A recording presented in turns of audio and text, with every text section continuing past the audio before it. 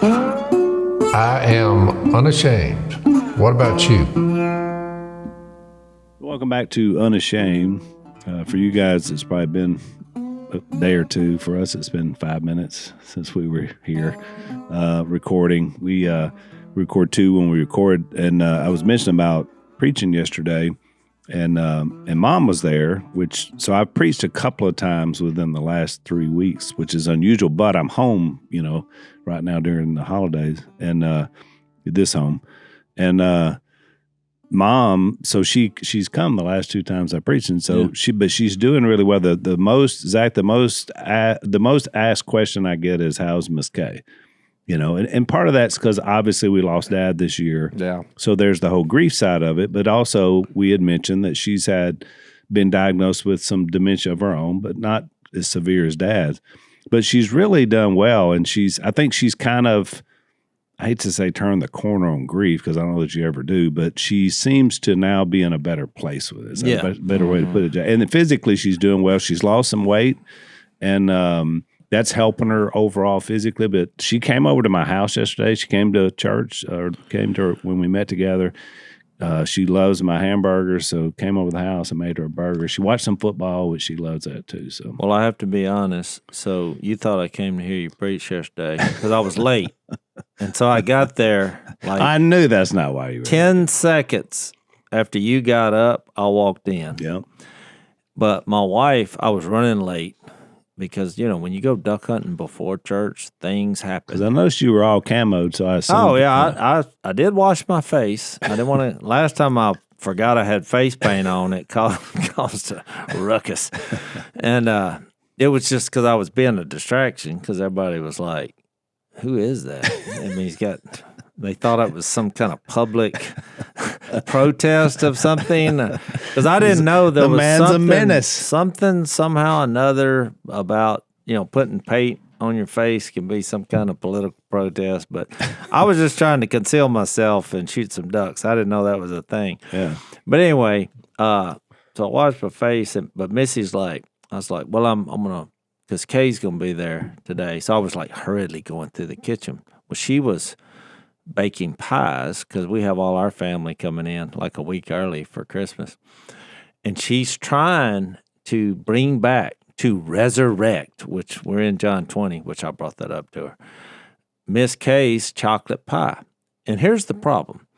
If you bought a Miss Kay's cookbook, the details of making the chocolate pie, there's a few details that are missing in that recipe. Yeah. And I know probably what happened is they interviewed her, but, my parents, they don't really do recipes. They're like, a little of this, a little of that, throw it in there, not too much. Dad would say, now hit that lick.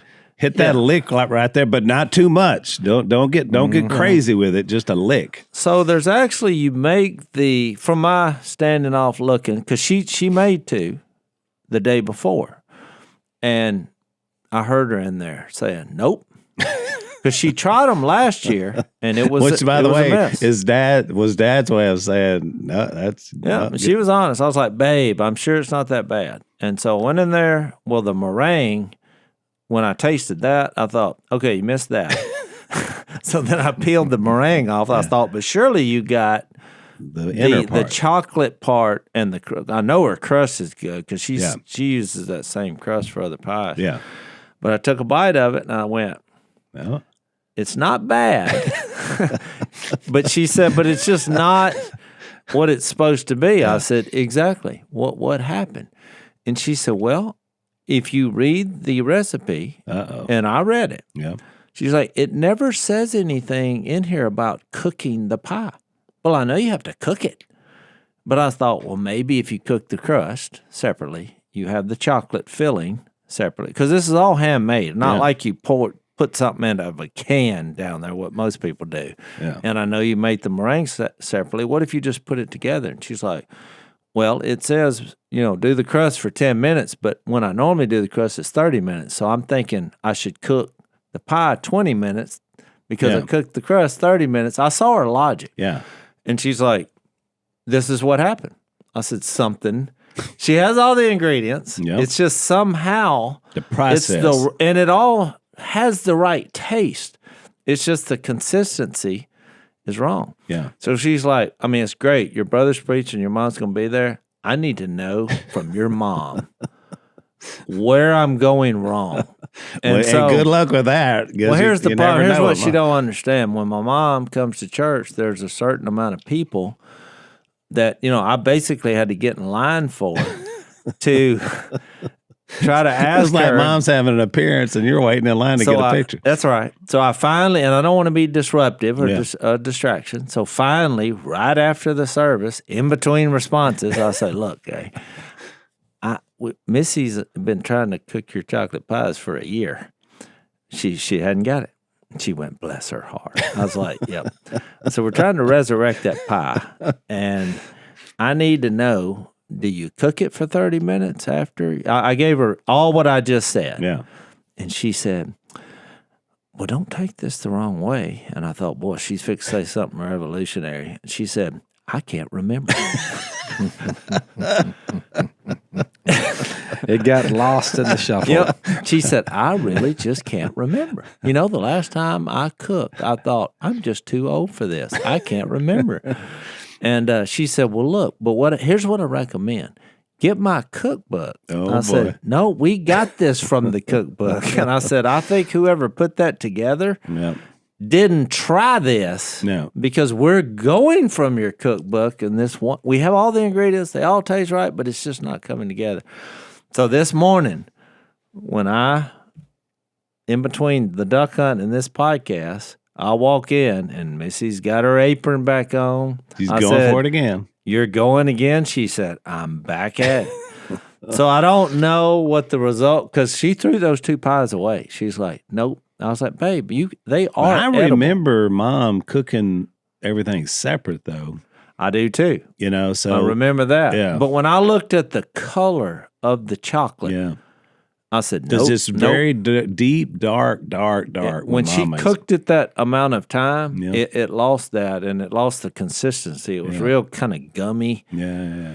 So it all tastes, it has it. It's the wrong consistency. So I'm putting this out there. If anybody's got this figured out, I bet somebody out in Unashamed Nation has taken it and figured it out. And who knows, I may go home and because Missy, if she ever hits it, that was her favorite pie of all Mom's pies. But she has the sweet potato awesomely.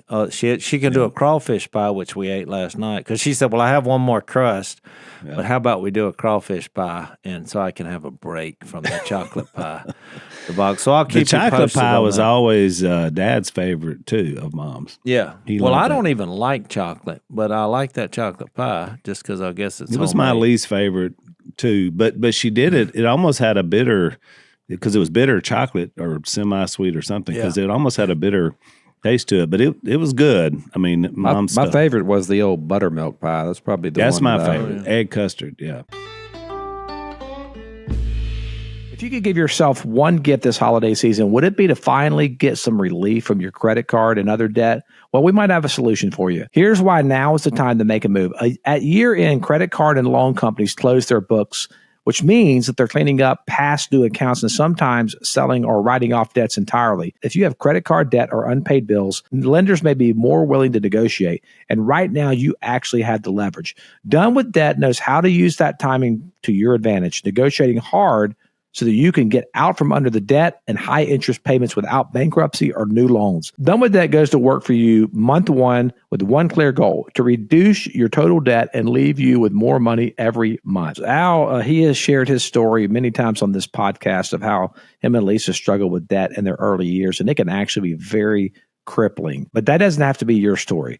Get started now, because your leverage may disappear at year end. Chat for free with a Done With Debt specialist at donewithdebt.com. That's donewithdebt.com, donewithdebt.com. Well, neither one of us, that was high on the list, so she's just bringing back the top for, us. She got the sweet potato, so I'm happy. Make chocolate pie great again is that's what you're after, Jase. That's her favorite pie, so she's after it. Yeah. And I'll keep you posted. But the fact that she's wanting to do it, my wife it just shows you out there if you're not in, because our family cooking was something honorable, and we've discussed that before. But my wife, who didn't really care about cooking or didn't come from a cooking family, not that it was bad or anything like that, but when she got into our family, she's like, "You people are crazy over this food." I mean, it took her a while. I'm saying a while, as in 10 years, to get over the criticism after we eat every meal, which is what we do. Because my dad would always try to make everything better. And so he was the chief critic. So whenever we would cook for the family, you were nervous. Yeah. Because you know that if this is not up to snuff, you're fixing to hear about it. Yeah. And or you do like Missy did, and once you know it's not, you just throw it out. You don't even try it. You're just not like what somebody would. She knew. She was like, this is, I mean, we know what the ideal is. It's funny because the night you were talking about on the last podcast, because we had Blake and his wife were here, and they've been staying in our compound of the larger compound. And we cooked. So it was one of the strangest meals. Like Jay did duck wraps, and they were teal, and they were fantastic. On the smoker. And he also smoked some sausage from the big animal that BK killed. Oryx. Yeah. Or oryx or oryx, something. I think. It's an African animal. It was good. Delicious. And then Lisa had made 2 roasts. So we had beef, this exotic animal, and then we had ducks. And then we had all the fixings, of course, everything on the side. So you get the meat sweats. Oh, yeah. And that's fantastic. The whole thing was just food. And so Nicole, Blake's wife, looked at us, she said, "I just can't believe people eat like this." Yeah.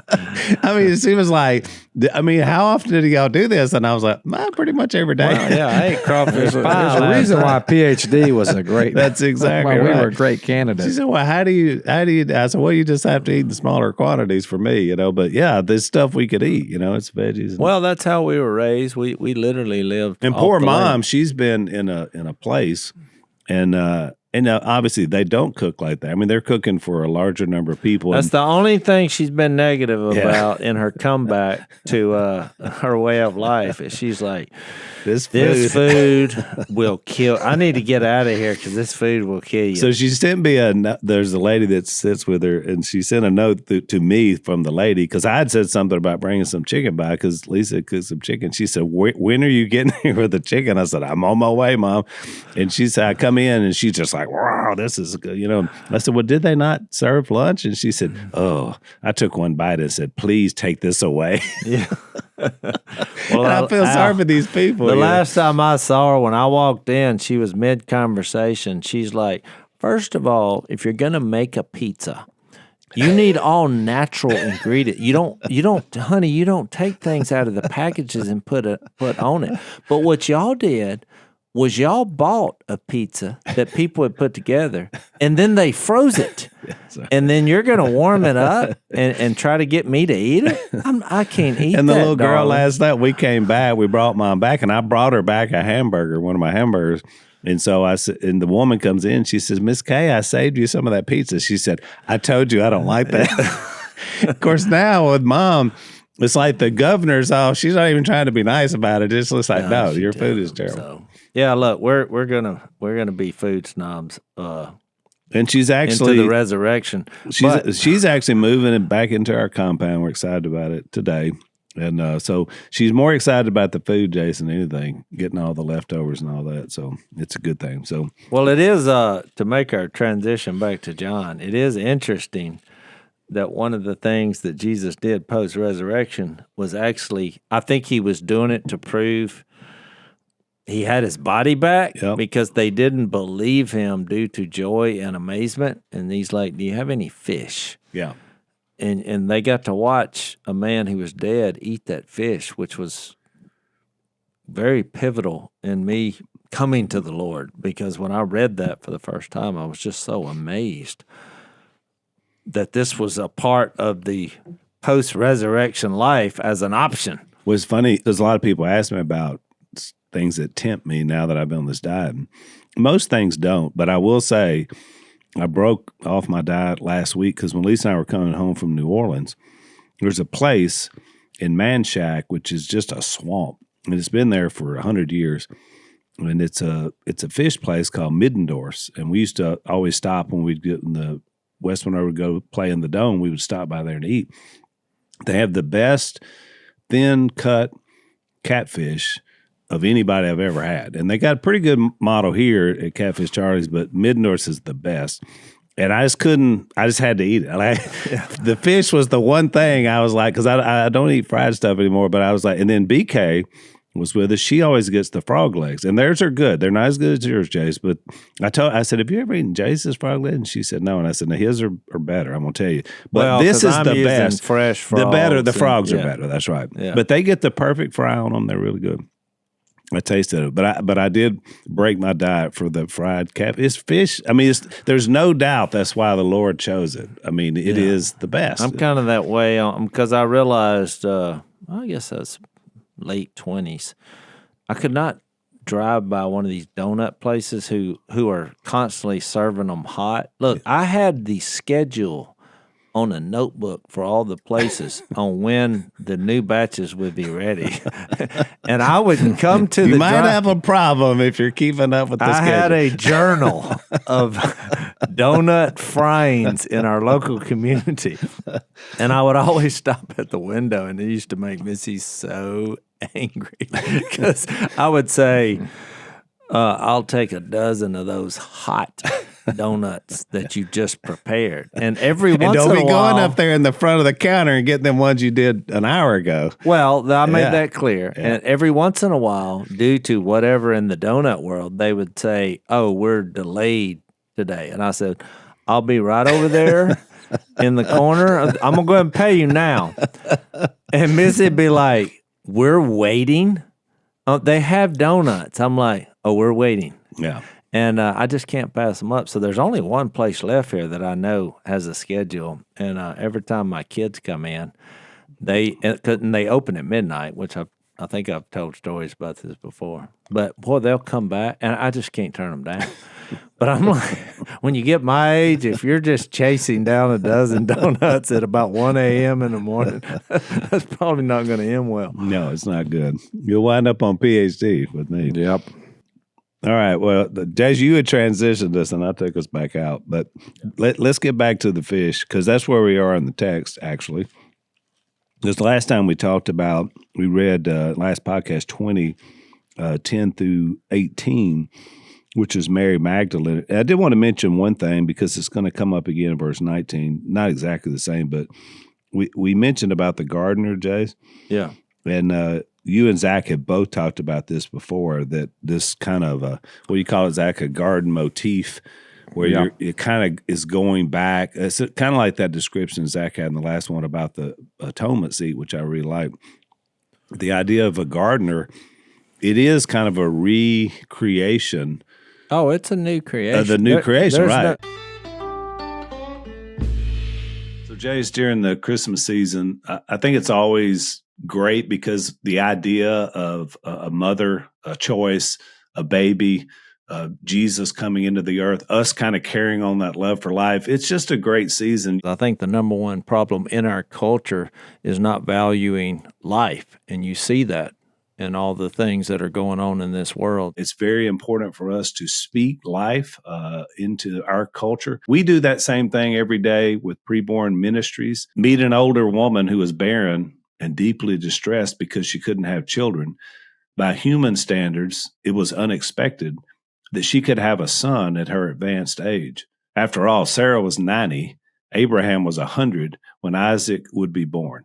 God's plan of redemption often works in the unplanned. Every mother preborn serves faces a moment of decision.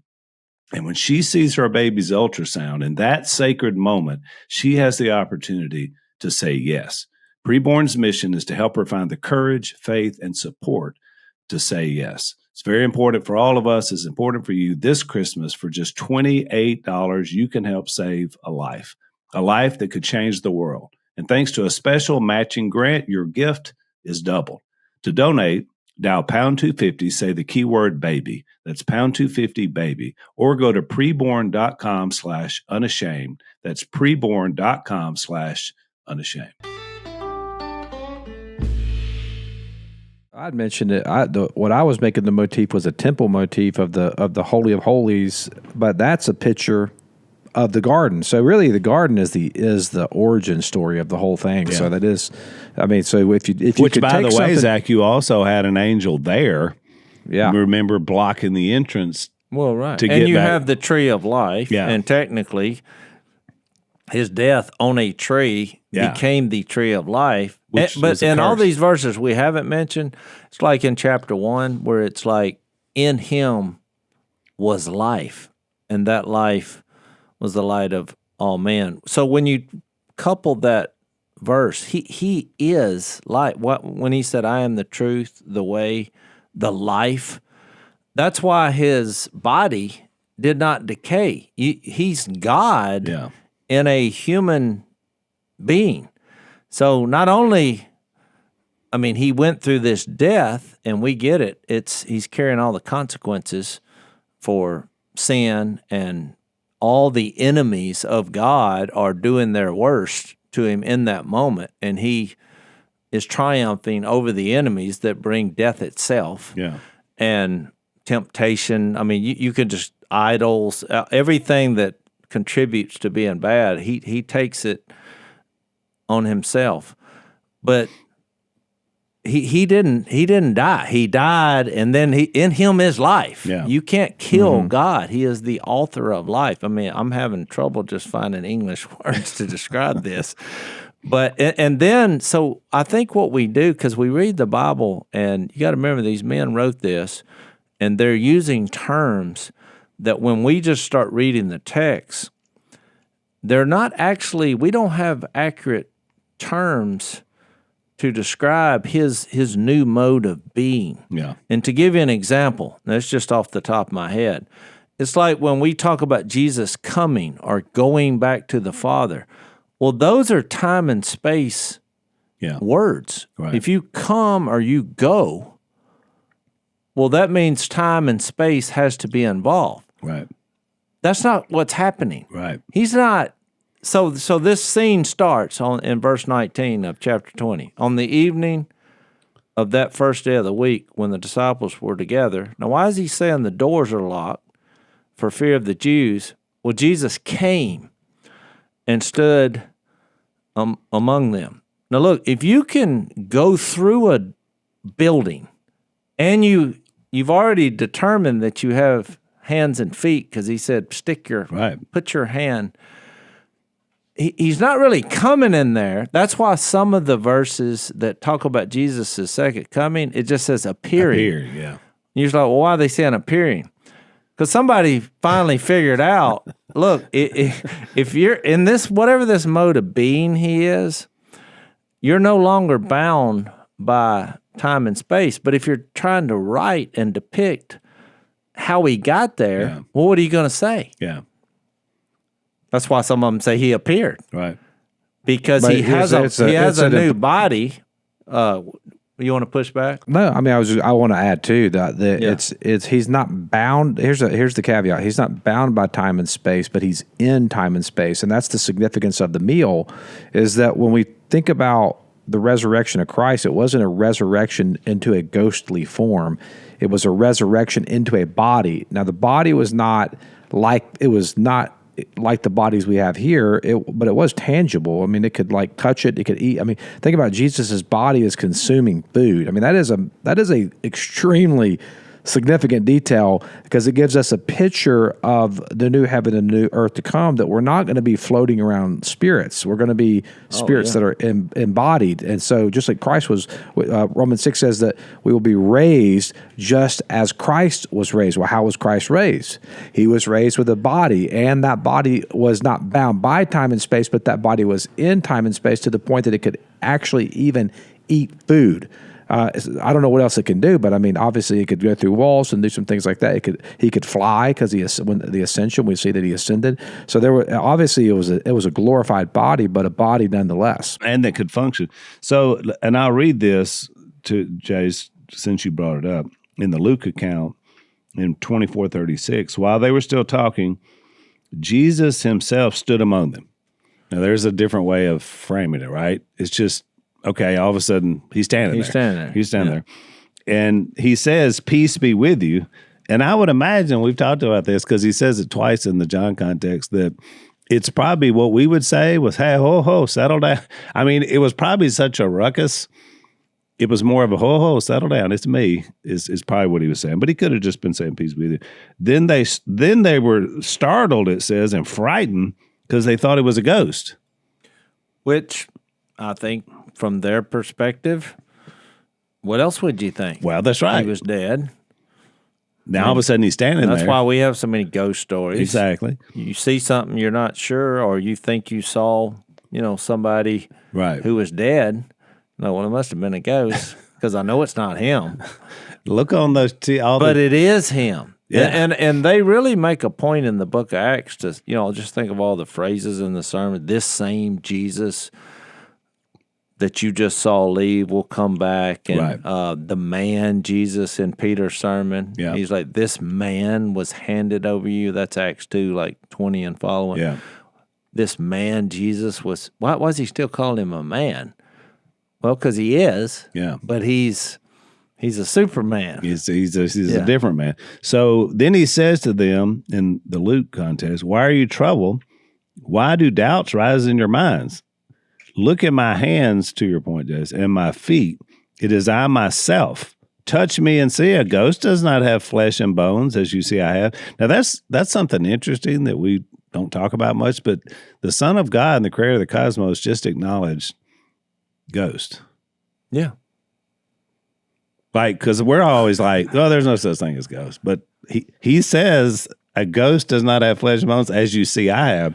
So the creator of all things just said ghosts are real. Yeah. Well, and maybe that's what you call the intermediate stage, I guess. So that is interesting to me. But it's like 1 John 3 that says when he appears, it says what we will be has not been made known. Right. Because we're having trouble with this, and we believe this. Yeah. I believe I'm going to get a new body. And I'm reading what his was like, and I'm still having trouble just figuring out, we're not going, we're not coming, we just are.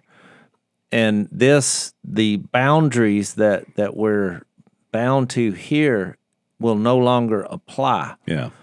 And I think once you go down this road, you'll see a state where there's no sin, you're not waiting. You're like, what are we going to do? None of the concepts that bind us today, because it's even the way we use time will change. Yeah.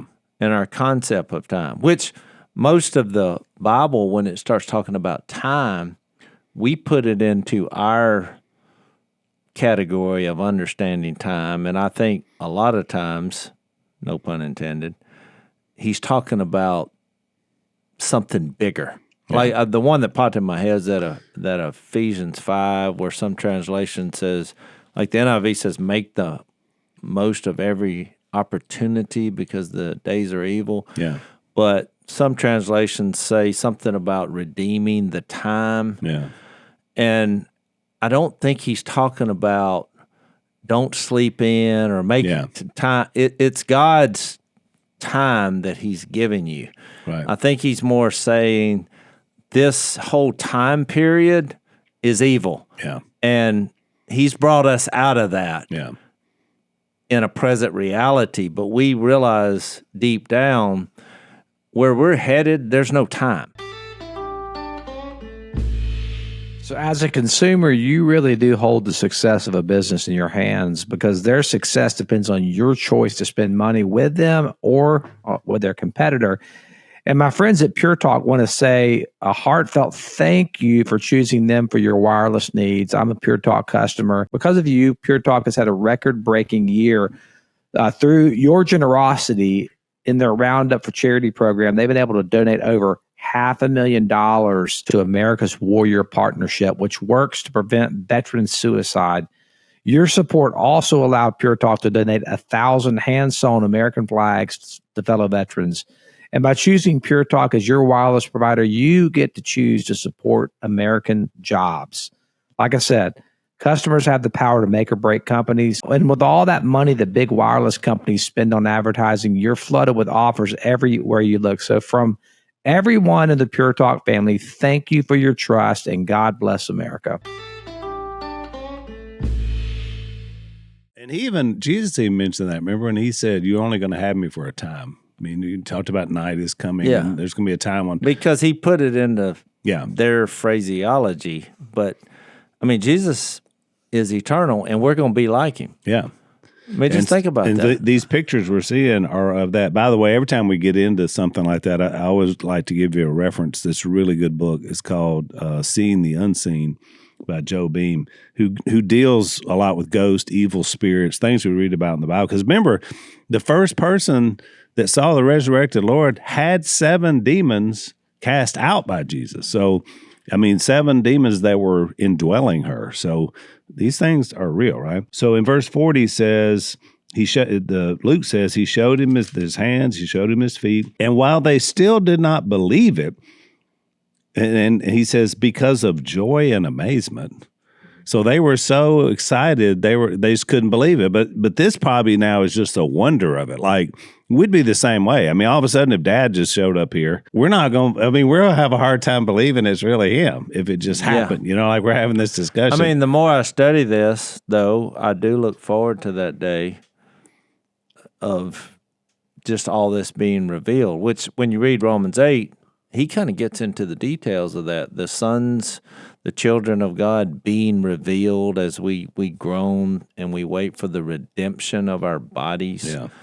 So, yeah, it's like a big, I mean, you think reunion, but it's a different kind of reunion because that means you're looking at the past, which is no longer something we look at. It just is. So here's his response, Jase, and you've said this many times. He says, "Do you have anything here to eat?" So just think about the context. He shows up.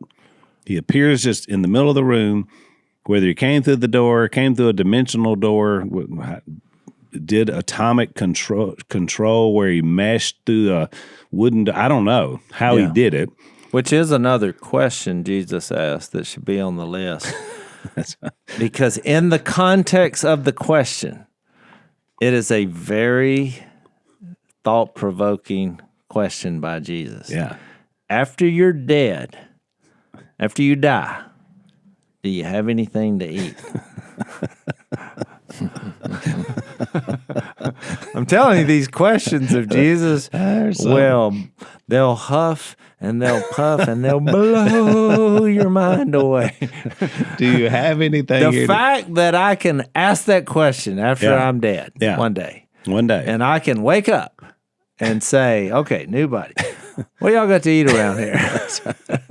I'm hungry. Give me some of the fish, which tells you that yeah, you're right. Out of all the questions Jesus asked, this is one of the greatest. I'm not going to apologize to my animal rights friends, but the King of Kings, That's right. one of the first questions asked post-resurrection was, where is the fish?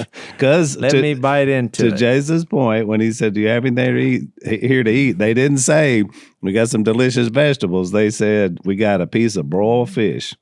Yeah. And he took it and he ate it in their presence, which is amazing. Which makes me just wonder if he says, you could have put a little more spice on it. I probably would have gone for fried fish, but I mean, well, they didn't have grease in the first century, maybe. I don't. Well, they had a lot of olive oil. I'm sure they fried things. Yeah, but they broiled. It did say broiled fish. Yeah, which is a lot of what I do now. And then he said, "This is what I told you while I was with you. Everything must be fulfilled. It is written about me in the law of Moses and the prophets and the Psalms," which is amazing. And then it says, this is why we know it's the same context as the one from John. He opened their minds so they could understand the scriptures. And the way John describes that same thing is he breathed on them and said, receive the Holy Spirit. And then he brought up, if you forgive anyone's sins, they're forgiven. If you do not forgive them, they are not forgiven. Well, that's kind of a tough one to wrap your head around. I know we brought this up before, but that breathing here is obviously going back. That's where we're getting this idea about the new creation. Yes, because when the breath of life. Yeah, the breath of life. And now he's breathing on the Spirit, which is the Spirit was the same Spirit hovering over the waters in the initial creation, where when God said, things were created. So now, new creation, a new mode of being for humans has been introduced. That's why this is the pivotal moment. Yeah. I mean, if you stop everything at the cross, there has to be a new mode of being for humanity. Right. This hasn't been working since the first sin. And that's what he's introducing here. You can now have access to this Spirit, which is God. Right. It's not like it's just, it's a spirit. That's where we get the idea of the Godhead. Right. And that it's us, Zach. It's we now are that temple. We are that temple where the presence of God lives. And you read that Ephesians 2, 19 through 21. And it's not like this is not confusing, because Paul spent a whole chapter asking these difficult questions. You remember in 1 Corinthians 15 when he's like, some of you ask, because they knew this story. Right. And he reminds them the gospel, and he starts talking about the resurrection and how important it is. And the resurrection body. And death ultimately being destroyed. Then he asked that question. He's like, now, about the resurrection of the dead, what kind of body will it be? And Paul uses the illustration, which I think is why creation itself points you to this being a possibility, because he starts taking wheat, or what are the examples he uses? Yeah, kernel of wheat. He's like, the body that is sown is one body. It's raised. It has a new form. But it's still wheat. So we can all understand that. Yeah. If you see a kernel of wheat, you say, well, that's wheat. You put it in the ground, and it's dead, and then life pops up with a little green sprig. Yeah. And if you give it enough time, which it'll take a while, then it has more of the same thing that started, but it's alive. Yeah. But the one that gave it life was dead, but it has a new body. And that's the example he made. Let's see, I'll just read the text where it says, he actually says that's a foolish question, 15:35. Someone may ask, how are the dead raised? With what kind of body will they come? How foolish. What you sow does not come to life unless it dies. When you sow, you do not plant the body that will be, but just a seed, perhaps wheat or something else.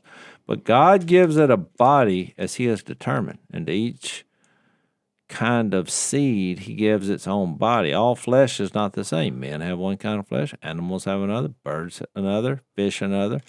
There are also heavenly bodies, and there are earthly bodies. And he talks about the sun in verse 41 has one kind of splendor, the moon, the stars, another differ. So it will be, 42, at the resurrection of the dead, the body that is sown is perishable. Here's what I love, because he moves deeper than just, okay, wheat has this one physical mechanism in that it's a kernel. Then it has a different body as a plant. Right. But he takes the bigger picture when he says the body that is sown is perishable. It is raised imperishable. Yeah. But this is where you get out of the analogy into the real. Yeah. It is the body. And what causes so much confusion, because once again, we're having trouble trying to come up with English words that describe Jesus' body. In one breath, he's like, look at my because there's only been one, and he was only here 40 days. And 1 John 3 says we're going to be like him. Yeah. And Philippians 3 says the same thing. We'll be transformed, our bodies, to be like his glorious body. Right. So we're going to, and he was a man, and he got his body back. So then it's like, it's sown in dishonor, it's raised in glory. It's sown in weakness, raised in power. It is sown a natural body or earthly body. It is raised a spiritual body or heavenly body. But it's now the mode of being. That's why I keep saying that phrase has changed. Yeah. Did they recognize Jesus? Yes. But some people didn't recognize him at first, like Mary. So, or we didn't get into it, and we probably will in the future podcast, but right before that scene we just read in Luke 24, remember there was two disciples walking along on the road to Emmaus, And he walks up beside him, starts talking. They have no idea it's him. So he did something, because then in a flash at the very end of the conversation, by the way, after he had a meal with him, they saw him, and then he was gone. This gives new meaning to all these phrases that we have across the earth when it's like, be all you can be. Well, after the resurrection, you're going to be things. That's the Army, right? The Army. That's right. Well, I'm just saying. I think that campaign ended about 15 years ago, but I remember it. Okay. Yeah. But I'm saying the possibilities are going to be enhanced post-resurrection is my point. We can be more than we can be. You can be more than you ever thought you could be. That's right. And you can be places without. There won't be places. It just is, and you're there. So, Jase, the holiday season is here. You're always trying to find that gift, and you guys you found Aura frames, right? And so that's going to be a gift for y'all. Oh, I think it's a perfect gift. I've got kids everywhere and grandparents who want to keep up with them, so you can give them this. So my daughter Alex, who is my computer whiz and takes care of dear old dad, has given me one, and so I get the beauty of my grandkids and the pets and everything else sent to me all year long, and that's the beauty of this gift. It's the gift that keeps on giving. So here's what happens: you get unlimited free photos and video when you download the Aura app and you connect to Wi-Fi.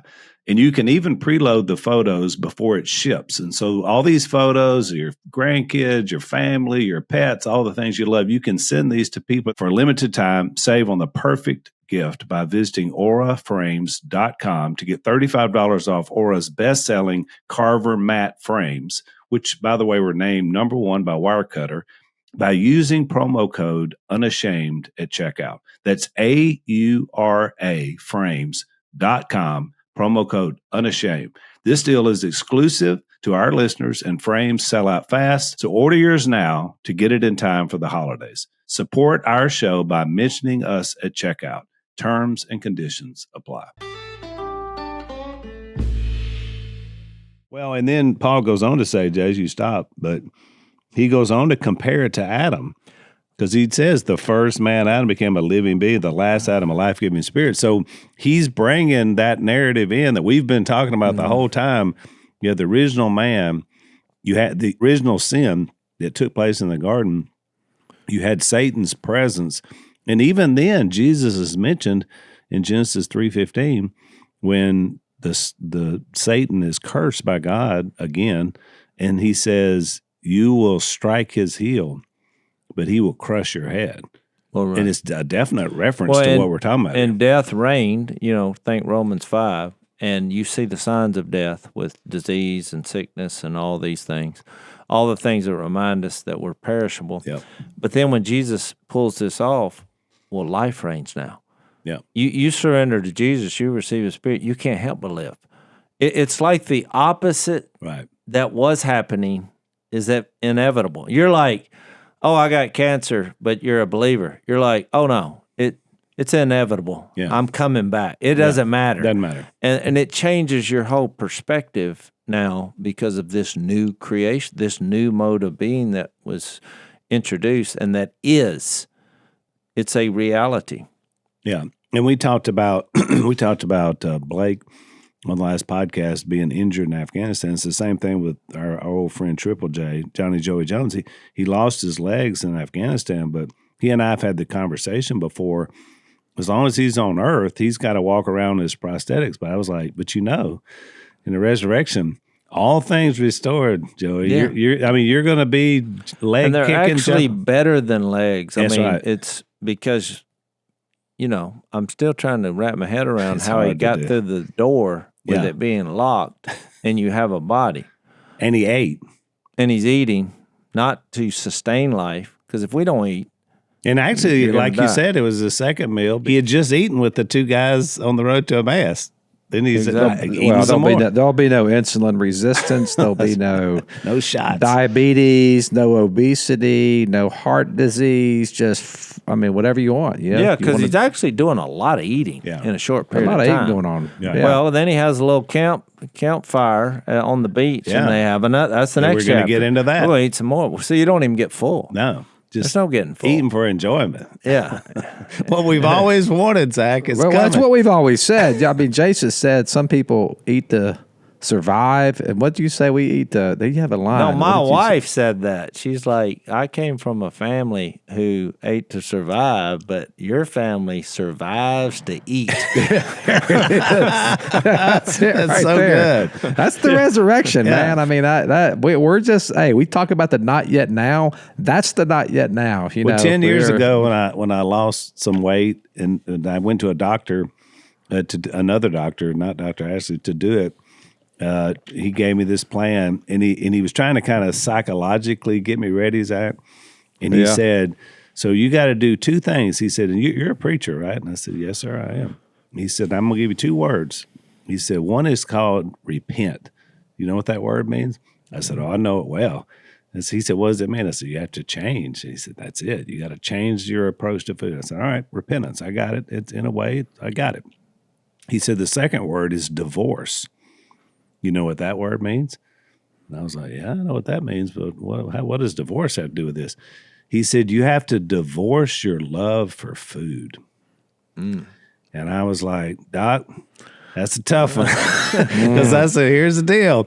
I'm kind of not a divorce guy. I'm more like a separation with a hope of reconciliation. That's where I'm at. But do you feel like you've divorced it now? You've gone through the PhD. No, I still love it. I just had to love different things, and that's why I'm looking for the resurrection, because then I can eat those things that I can't eat right now. So, including fried catfish from Middendorf's. I don't think it'll matter then. It won't matter then. But your desires may be redeemed. You may not want fried catfish in heaven. That's why Jesus ate broiled. I mean, he did. He ate the broiled fish. I think you're missing the greater point.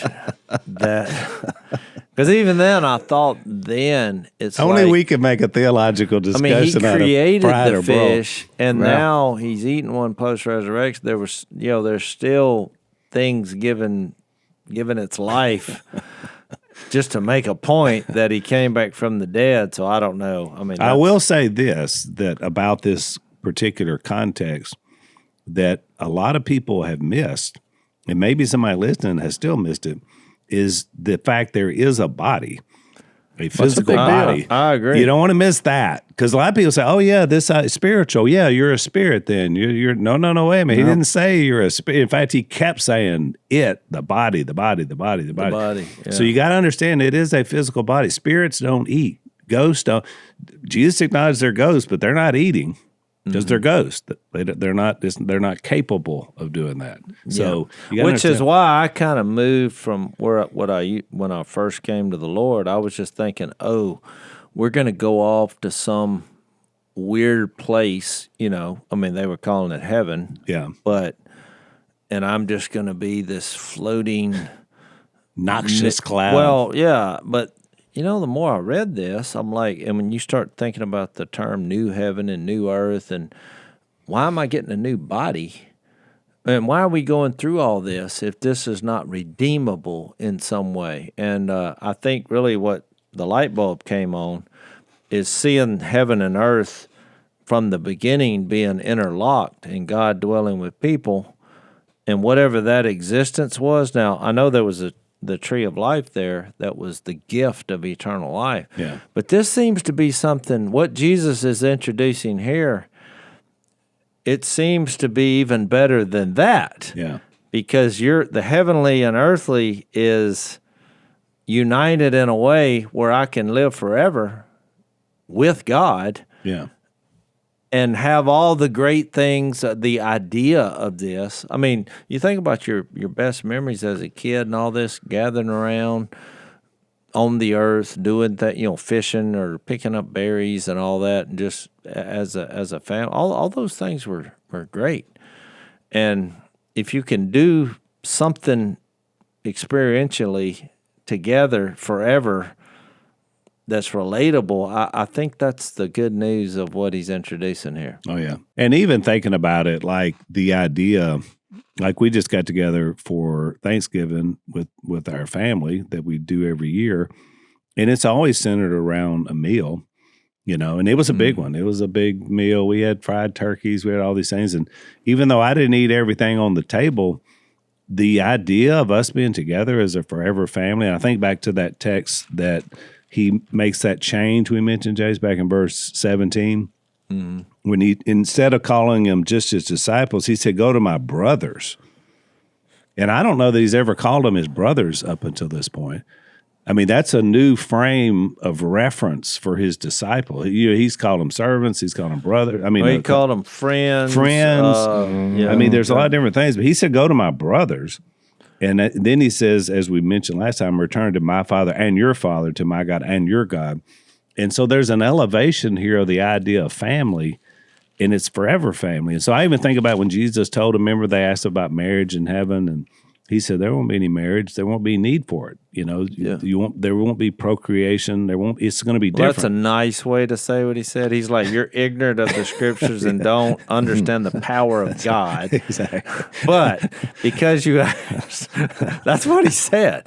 It was a well, because they were trying to trap him. Every question they asked, they weren't legitimate questions because they kept trying to trap him, and he just it was annoying. But his answer was, I was kind of trying to be funny there, but we're underestimating the power of God.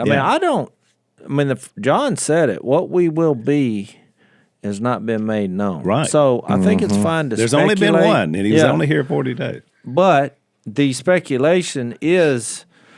You can see this connection. I think it's easier to find peace in this when you look at heaven and earth being back together. Yeah. God and people back together in a eternal way of relationship. And it calls us, that Romans 8 keeps saying we're the children of God, which is kind of the fulfillment of the original nation of Israel being known as the children of God. Jesus coming through Israel as the ultimate Israelite, which is what they should have been. Yeah.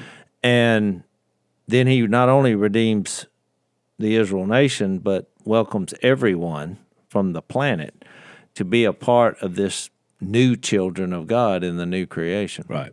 And that we're raised up for that very purpose, which again shows the importance of not just the idea that somehow we're sitting around only waiting for the resurrection. We live a resurrected life even here while we're on earth, awaiting the final confirmation of everything being put together.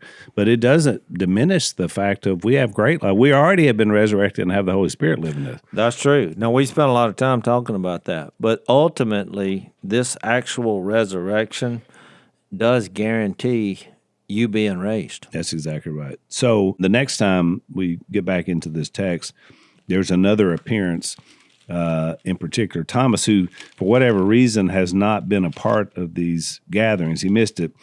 And he's mentioned a couple of other times, and because he is a curious, he's probably the most curious disciple, I would say, based on his couple of other questions that he's had, which we'll get into next time. But even him, you'll see, he'll make a profound phrase. That's the first time that's been said by one of them. He finally figured out who Jesus is. And my whole point, I used to read this in a negative light, like Mary's crying. I mean, he's raised. What's wrong with you? Yeah. Peter's doubting. What's wrong with you? Yeah. But I think Jesus is making a point that we are humans, and despite our weaknesses and us being emotional or doubting, he wants to use us anyway. Yeah. And you'll figure it out if you'll just hang with me. No, and I think it's a fair point because it also explains why he would cry at Lazarus's tomb. Yeah, exactly. When he knew he was fixing to raise him up. So I mean, it shows you that he's okay with that as well. All right, we're out of time. We'll pick it up here next time on Unashamed. Thanks for listening to the Unashamed podcast. Help us out by leaving a rating and review on Apple Podcasts. And don't miss an episode by subscribing on YouTube. And be sure to click the little bell and choose all notifications to watch every episode.